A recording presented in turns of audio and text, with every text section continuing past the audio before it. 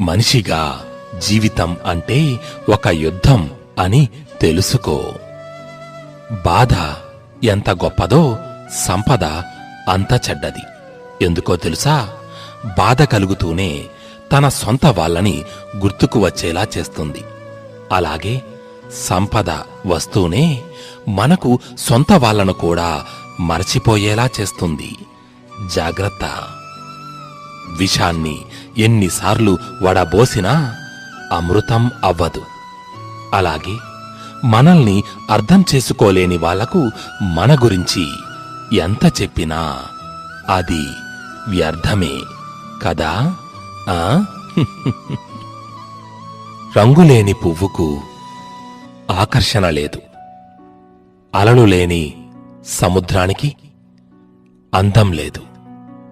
సూర్యుడు లేని ప్రపంచానికి వెలుగు